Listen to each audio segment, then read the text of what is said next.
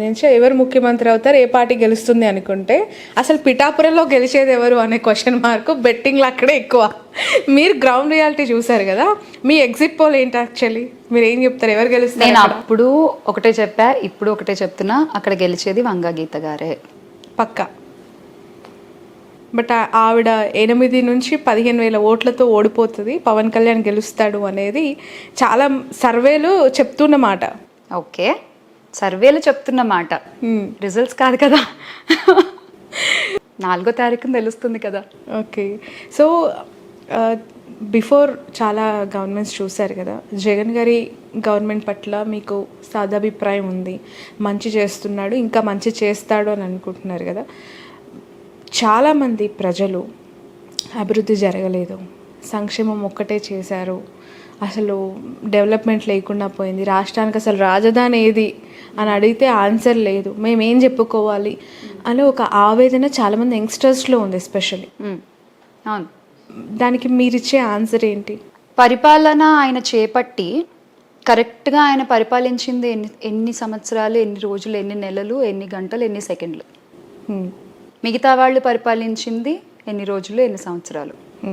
అప్పుడు వాళ్ళు ఒక ప్రాంతం మీదే దృష్టి సారించి అక్కడ కూడా ఇంత డెవలప్ చేస్తాం, అంత డెవలప్ చేస్తాం అని చెప్పి బొమ్మలు బాగా చూపించి అప్పుడు ఎంత అల్లకల్లోలం జరిగిందో మన అందరికీ తెలుసు.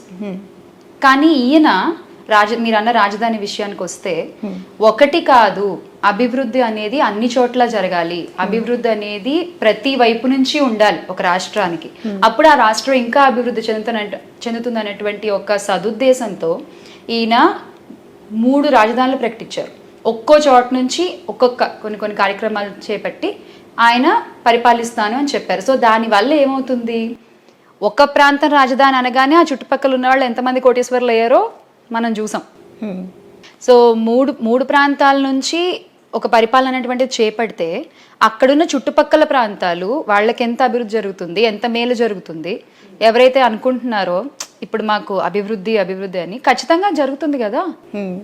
అంతే కదా. అండ్ ఇంకోటి ఏం అడిగారు పాయింట్ నన్ను ఇందాక?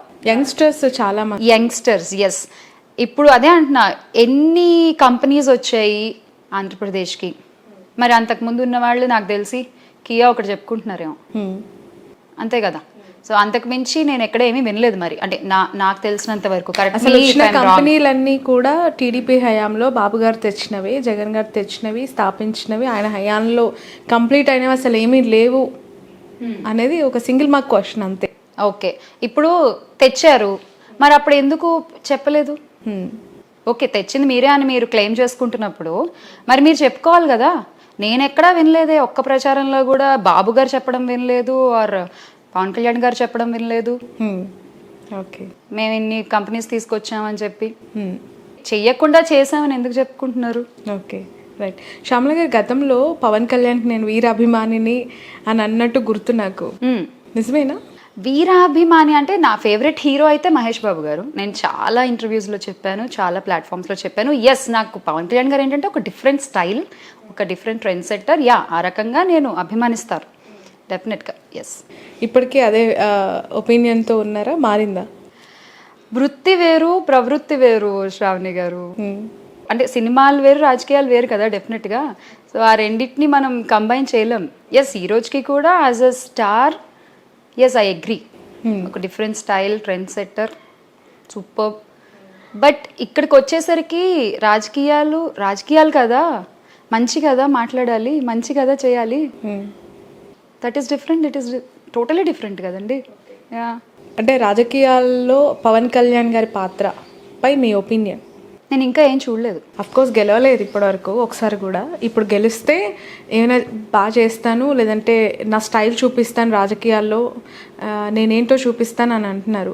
బట్ ఇప్పటి వరకు తన డెసిషన్స్, తన ప్రయాణం అంతా చూశారు కదా. What is your feel on Pawan Kalyan? ఒకటే మాట చెప్తా, రాజకీయాలు అంటే ఆవేశపడ్డం కాదు, రాజకీయాలు అంటే అరవడం కాదు, రాజకీయాలు అంటే సాయం చేయడం అనేది నేను నమ్ముతా. అంటే నా డెఫినిషన్ టు పాలిటిక్స్. సో నేను ఇప్పటివరకు ఆయన్ని ఆవేశపడ్డం చూశాను, ఆయాసపడ్డం చూశాను. ఆయాసం కూడా పడ్డారా? పాపం అంతా ఎంత అరుస్తారండి ఆయన.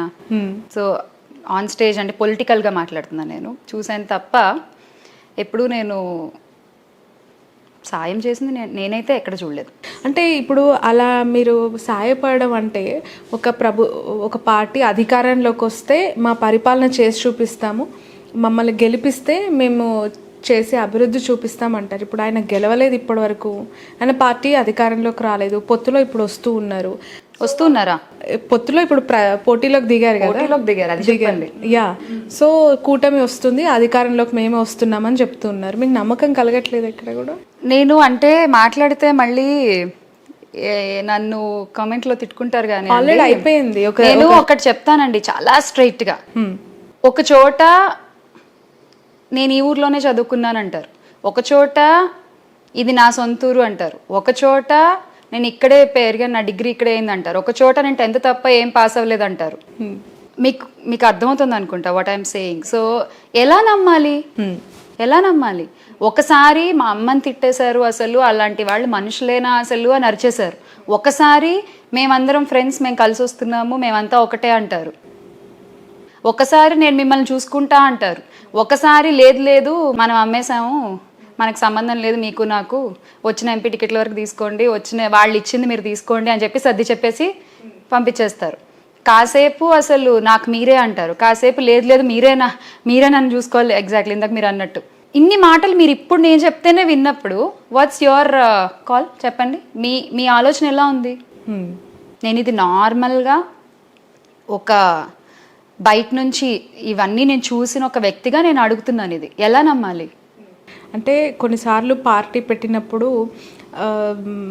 మంచి జరుగుతుంది అండ్ మన గ్రోత్కి ఏం జరిగినా అది మన గ్రోతే, మన పార్టీ భవిష్యత్తు కోసమే అని పదే పవన్ కళ్యాణ్ గారు చెప్తూ ఉన్నారు.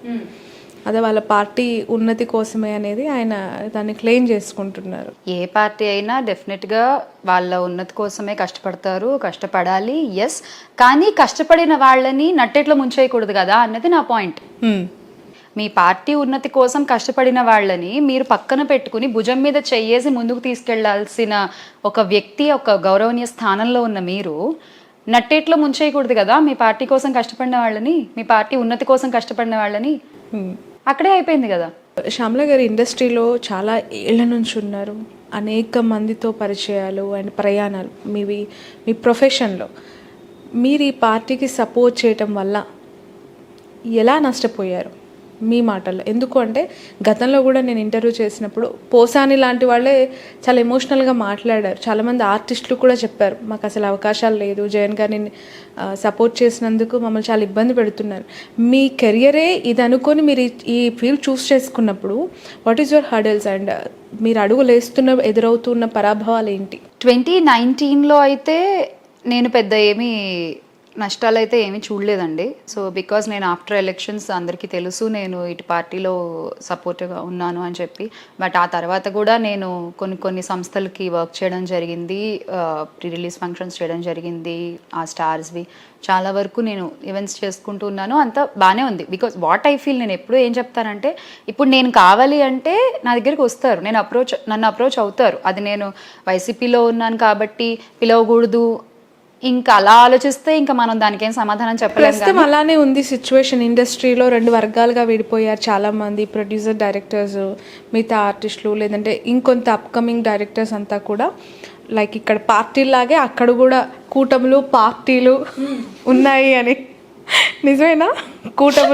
కూటములు పార్టీలు నాకు తెలిసి ఏమీ లేవండి. బికాస్ ప్రతి ఒక్కళ్ళు ఒక మంచి ప్రోడక్ట్ ఇవ్వాలనే కష్టపడతారు, ఎంటర్టైన్ చేయడానికే కష్టపడతారు. That's what they are doing. అది ఎవరైనా సరే ఇంక్లూడింగ్ పవన్ కళ్యాణ్ గారు ఒక మంచి సినిమా తీయాలని ఆయన కష్టపడతారు, చేస్తారు, అయిపోతుంది. So and yes, coming to your point, నేను డిజిటల్గా ఇప్పుడు అది ఎదుర్కొంటున్నాను. ఆ కష్టాలు నా ప్రస్తుతానికి ఇంకా డిజిటల్ మీడియా వరకే ఉన్నాయి. ఐ డోంట్ థింక్ సో మరి అలా ఫంక్షన్ అవుతారని నేనైతే అనుకోను. లేదంటారా?